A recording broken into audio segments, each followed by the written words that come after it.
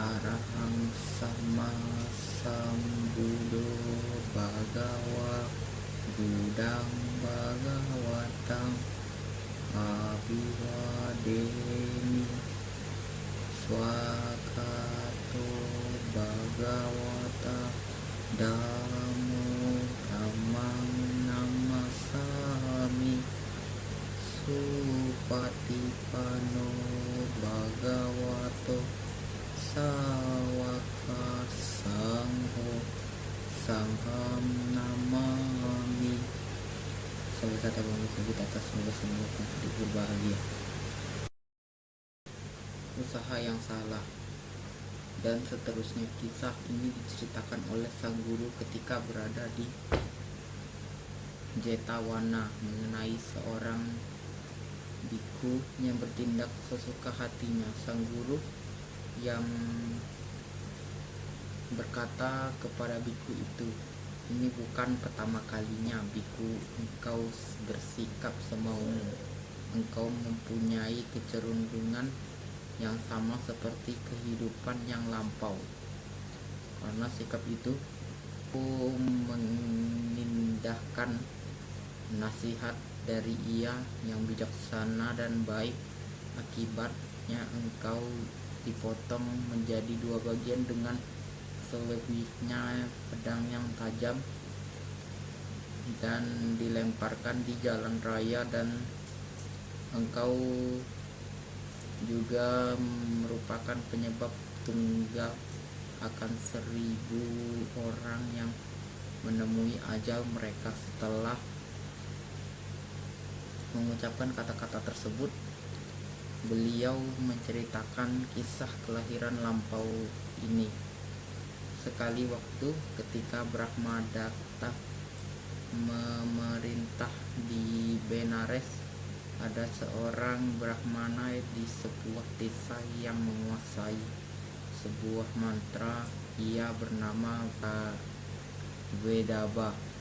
Mantra ini dikatakan mereka lebih berharga melebihi semua barang bernilai lainnya. Jika saat planet-planet berada pada pua dari Brahmana ini, suatu hari gurunya meninggalkan desa itu untuk mengurus beberapa keperluan. Ia pergi ke negeri Ceti bersama Bodhisatta. Sementara itu di sebuah hutan terdapat 500 orang perampok dikenal dengan sebutan pengutus yang membuat perjalanan itu tidak mungkin dilakukan. Mereka menangkap Bodhisatta dan Brahmana. Bodhisatta sambil membungkukkan badannya memberi hormat pada gurunya. "Saya pasti akan kembali dalam 1 hingga 2 hari. Jangan khawatirkan, hanya saja jangan lupakan apa yang terjadi yang saya katakan hari ini. Planet-planet akan bergerak bersama sehingga membawa hujan batu berharga. Berhati-hatilah, jangan sampai Anda membacakan mantra itu dan memanggil hujan berharga. Jika hal tersebut terjadi, malapetaka akan menimpa Anda dan sekelompok penjahat ini." Dengan peringatan seperti ini pada gurunya, Bodhisatta pergi untuk mencari uang tebusan. Saat matahari terbenam, perampok-perampok itu mengikat Brahmana itu dan membaringkannya di dekat mereka. Pada saat itu juga purnama muncul di langit bagian timur. Brahmana yang mempelajari tentang langit mengetahui bahwa pergerakan bersama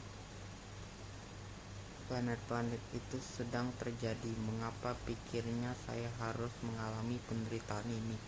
Dengan membacakan mantra itu, saya akan memanggil hujan batu berharga, membayar tebusan pada perampok-perampok ini, dan bebas untuk pergi. Maka ia memanggil penjahat-penjahat itu. Lepaskan saya, cuci kepala saya, dan kenakan baju baru pada saya. Buat saya wangi dan selimuti saya dengan bunga-bungaan. Kemudian tinggalkan saya sendiri. Para perampok melakukan apa yang diminta olehnya. Brahmana yang menandai kebersaan planet-planet itu membacakan mantra dengan mata menatap ke langit. Segera saja barang-barang berharga itu mengalir turun dari langit. Para penjahat langsung memungut barang-barang berharga itu dan membungkus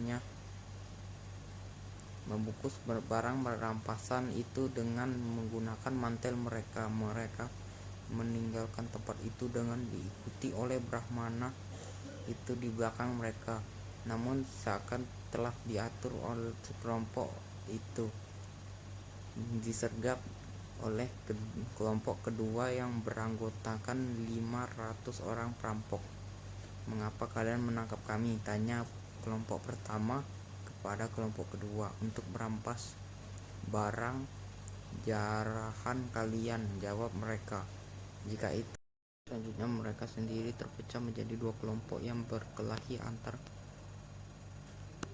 anggota kelompok mereka sendiri. Kedua kelompok ini berkelahi hingga 250 orang mati. Mereka sehingga saling membunuh satu sama lain sehingga yang tersisa hanya dua. Demikianlah yang disampaikan oleh Bodhisatta. Ia berkata lebih lanjut, "Bahkan usaha guru saya salah arah dengan mengupayakan turunnya hujan harta benda dari langit, mengakibatkan kematian dan kehancuran bagi orang lain yang bersama dengannya. Tetap saja setiap orang yang salah mengartikan pencarian terhadap pedoman demi keuntungannya sendiri akan hancur mengakibatkan orang lain dalam kehancurannya."